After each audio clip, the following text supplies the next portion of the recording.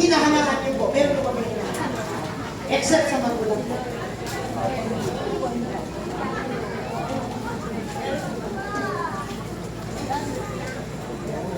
Oh, yes.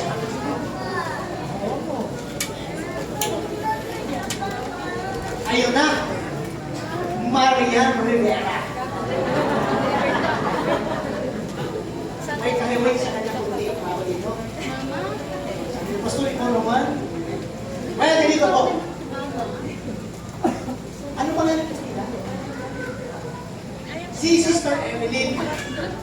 What if isang araw, manang sa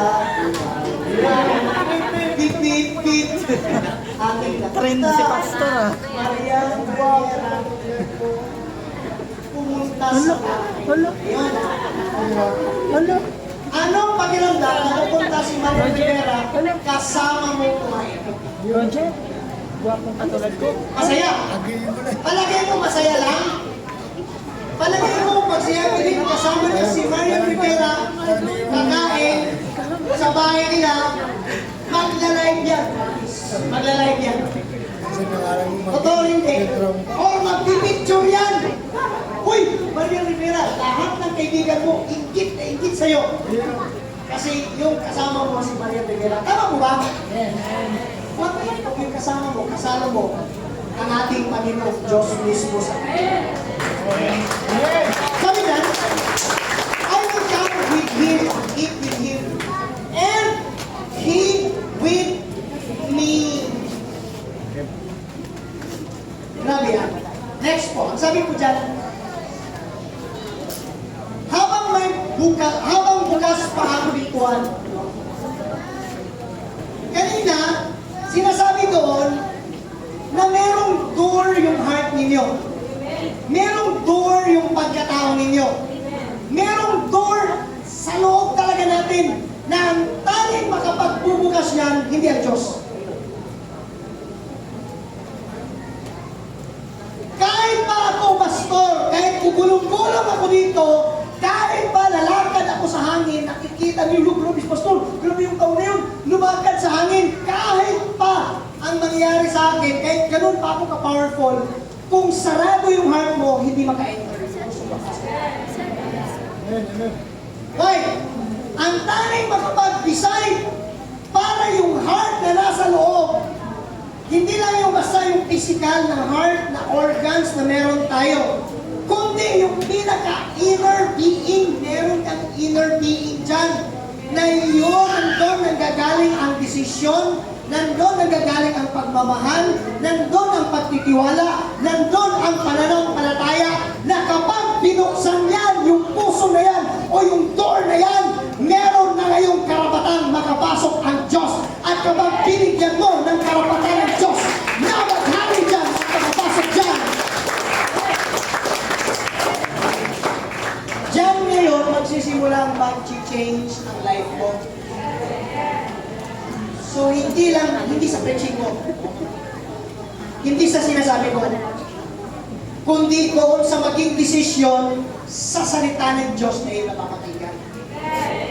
So very important, kaya marami pong mga tao, naglilingkod sila kay Lord, pero walang nagiging direction yung life. Kasi po, yung pinaka-inner man mo sa loob, hindi mo siya doon pinaupo. At hindi mo siya kasamang kumakain. Ano ibig sabihin ng kumakain? Kakwentuhan mo si Lord. Ano ang buhay ni Lord? Buhay mo na rin. Ano yung priority ni Lord?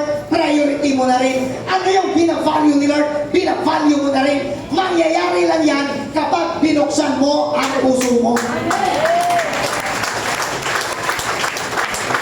Malakas sa palakpak para kay Lord.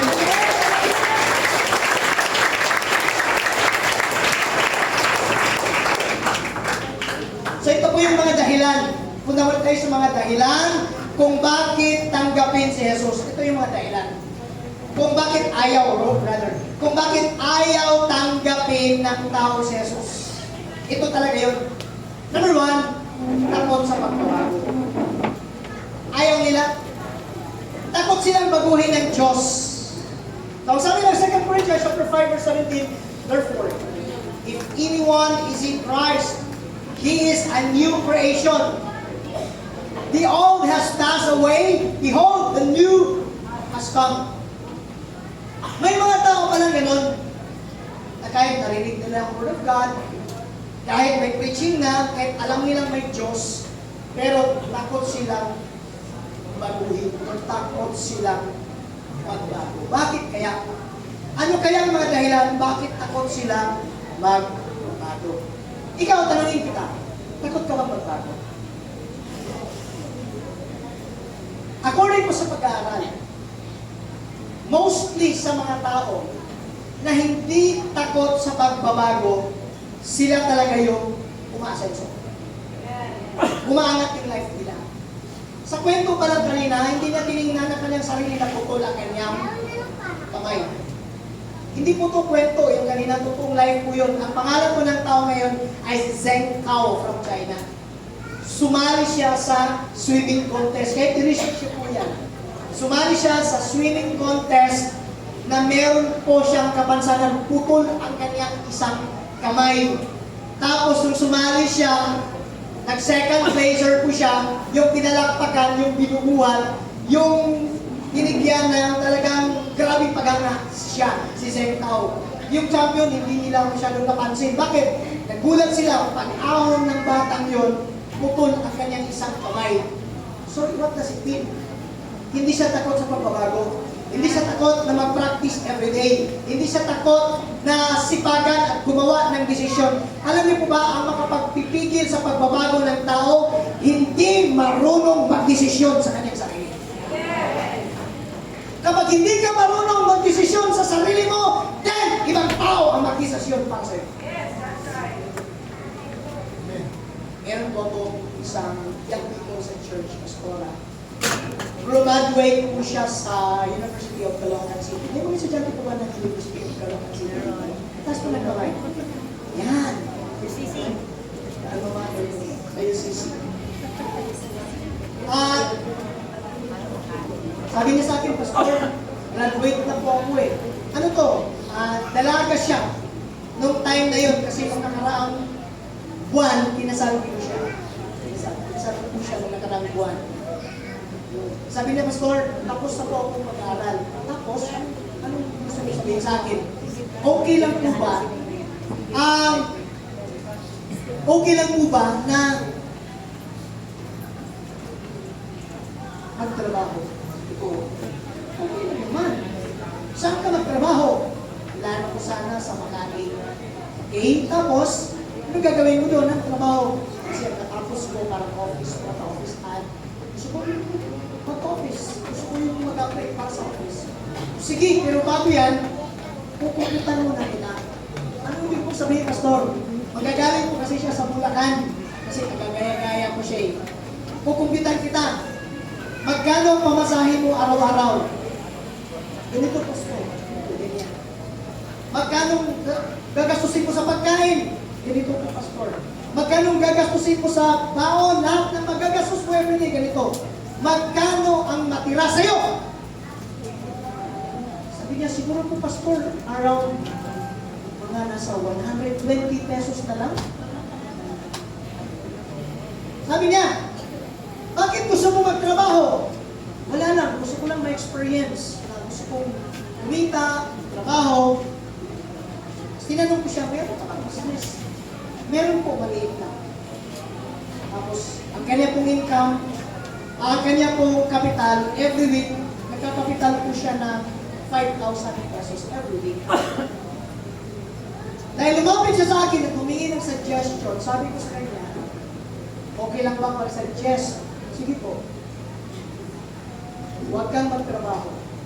Kasi binigyan mo ako ng karapatan. Sa church po kasi talagang mga young people namin, pastora, pag nagtrabaho sila, pag gusto nilang ano muna sila sa akin.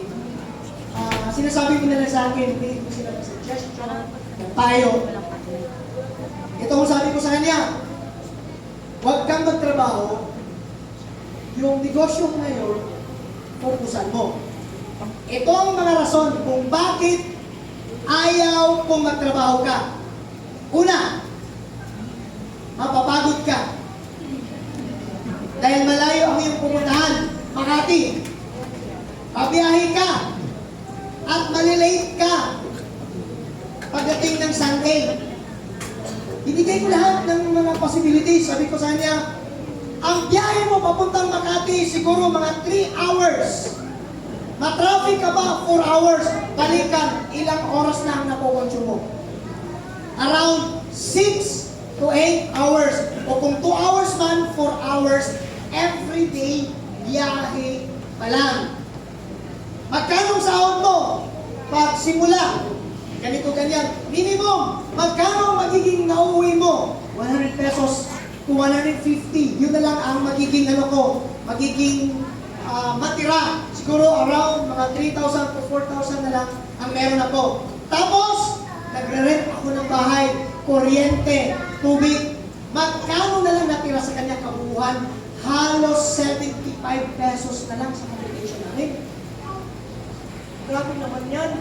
Natrabaho ka, masaya tingnan, maganda tingnan, naka-uniform ka, naka-heels ka, tapos pumapasok ka sa office, tapos yung sahod mo, 75 pesos lang yung value mo. Yun lang yung advice ko sa kanya. Ngayon, yung pinag-aralan mong 4 years, ginalingan mo, hinusayan mo, literal na pinagpupuyakan mo, literal na yung nagsusunod ka ng kilay kasi wala ka ng kilay, literal, sabi ko sa kanya. Biro ko pa siya. Literal! Ngayon, lahat ng talent, skills, pinag-aralan mo, ibang tao lang maginawag sa'yo. That's the reason sa Ehipto, sabi ni Lord, Moses, paalisin mo na yan.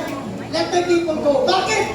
Meron silang talent, meron silang husay, meron silang kakayanan, Egyptian lang ang nakinabang. May mga talent tayo, may mga skills tayo, may mga kakayanan tayo, sanlibutan lang ang nakinabang, pero never man lang si Lord nakinabang sa mga skills tayo.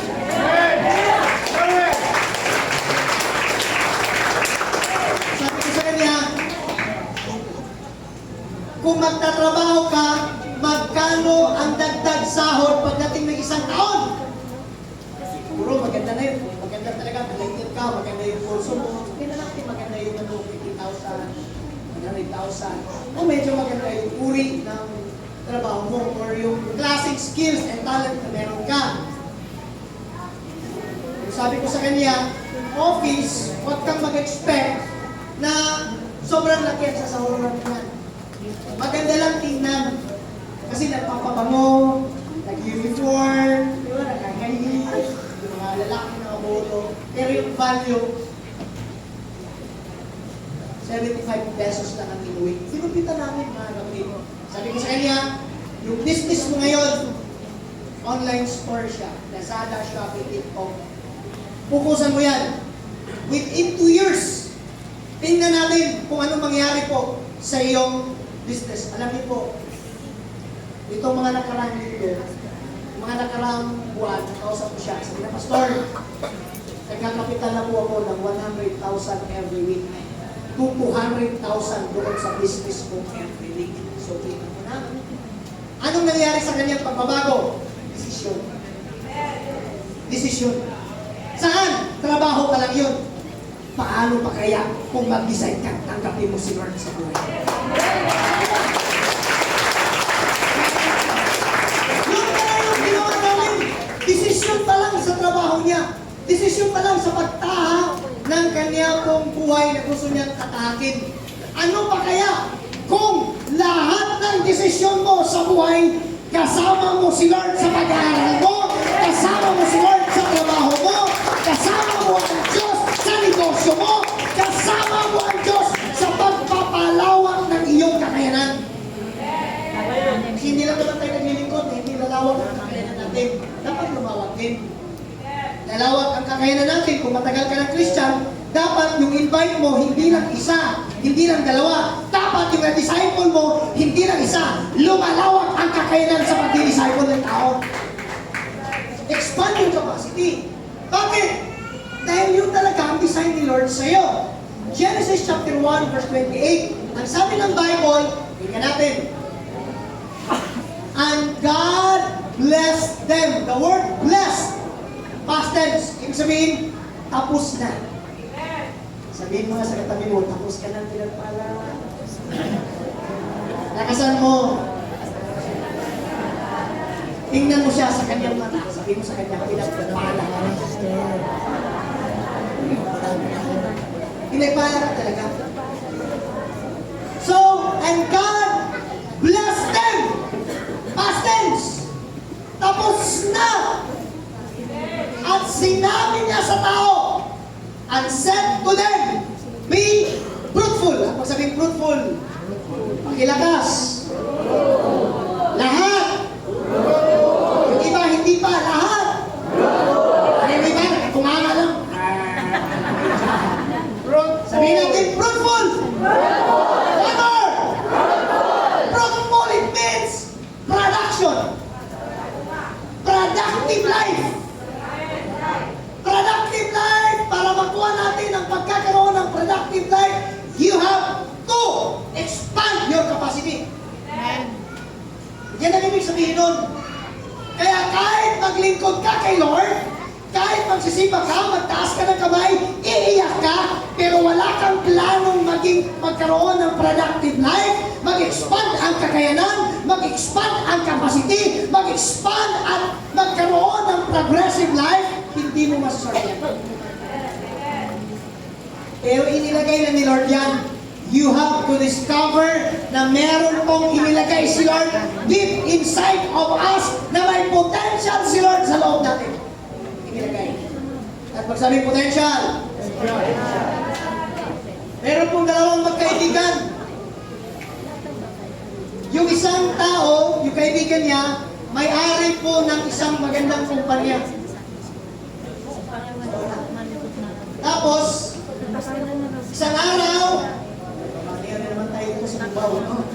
isang araw, meron pong napakalaking puno na nagtumba doon mismo sa harap ng kanyang kumpanya. Sa building. Natumba. Nabasa ko po ito sa libro ni Miles. Sabi niya, nagkaroon siya ng problema kasi yung puno na yun, naisip niya na parang naging sagabal sa kumpanya niya. So napag-isipan niya na itapon ko na lang kung ano, yung kahoy nito. Paano ko kaya dadalhin ko? Saan ko kaya ito itatapon? Kasi napakalaki po talaga siyang kahoy. Para sa kanya, gusto na niyang ibasura. Kasi syempre, naging kalat na sa paningin niya. Isang araw, bumisita sa kanya yung kanyang kaibigan. At sa kanyang pagbisita, sabi niya, uy bro, pare, anong nangyari dyan sa kahoy na yan? Sabi niya, unay, natumba, nagkaroon ng malakas na hangin, natumba yung kahoy. Tapos anong plano mo dyan? Gusto ko sana itapon na, marami ko ng lugar. Saan itapon ang paano ito? Dadalhin kasi, medyo mabigat, malaki siya. Sabi na kanyang kaibigan, wala ka nang problemahin. Bakit? Okay lang ba na akin na yung kahoy mo? Ako na humanap ng paraan para maalis dyan, mauwi ko lang sa bahay. Sa madaling sabi, nagkasundo sila, inuwi niya yung kahoy. Sabi niya, sige. Inuwi niya yung kahoy, at pag-uwi niya sa kanyang bahay, yung kaibigan pala niya na bumisita sa kanya, hindi niya alam na yung kaibigan niya napakahusay palang sculpture. Ang galing pala niyang mag-ukit. Yung kahoy na yun, ang ginawa niya, dahil mahusay siya at magaling siyang mangukit, ginawa niya isang napakagandang agila. Ginawa niya, napakalaki, it's a 6 feet tall ang taas. Tapos yung kanyang design niyo, talagang kakaiba, detalyado, bawat kilid, bawat pagkalikha, detalyado, napakahusay ang kanyang pagkagawa. Isang araw, meron pong isang curator na dumaan doon. Alam mo yung curator? Yung sa museum, meron pong mga nagbibigay ng price, kung anong price nito. Alam nila kung gaano ka-antique nito. Alam nila kung gaano kahalaga yung price. Alam nila kung gaano nakatagal. At